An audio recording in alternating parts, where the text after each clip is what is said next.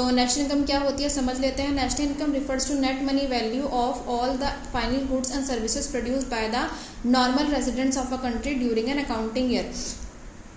तो national income का मतलब होता है कि वो सारी पैसा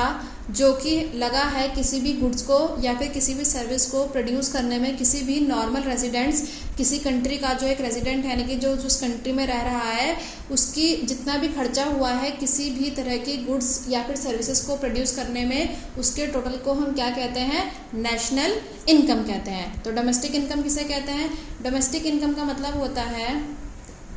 domestic income refers to a total factory income earn by a factor of production within the domestic territory of a country during an accounting year. जो नेशनल इनकम की डेफिनेशन होती है वही डोमेस्टिक इनकम की कुछ वही definition होती है कि वो सारा पैसा जो कि खर्च हुआ है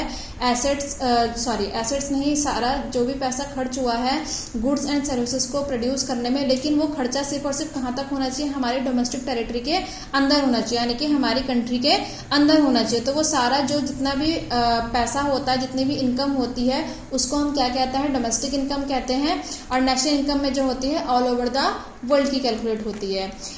the difference between these two incomes is net factor income from abroad. अगर हमें नेशनल इनकम यानी कि NY और डोमेस्टिक इनकम यानी कि DY के बीच का डिफरेंस जो आता है उसको हम क्या कहते हैं, NFIA, यानी कि net factor income from abroad. यहाँ पर नेशनल इनकम को NY इसलिए लिखा गया है क्योंकि नेशनल का मतलब होता है N और इनकम को हम इकोनॉमिक्स में जो है Y से डिनोट करते हैं, इसलिए नेशनल इनकम को हम क्या लिखेंगे, NY का यूज करेंगे और डोमेस्टिक इनकम के लिए हम यूज करेंगे DY। और NY और DY के बीच का जो डिफरेंस होता है वो क्या होता है, net factor income from abroad. Net factor income from abroad का मतलब होता है कि वो पैसा जो हमारी कंट्री से गया है और वो पैसा जो हमारी कंट्री में आया है, जब उन दोनों वैल्यूज को हम माइनस कर देते हैं तो हमारे पास आती है net factor income from abroad.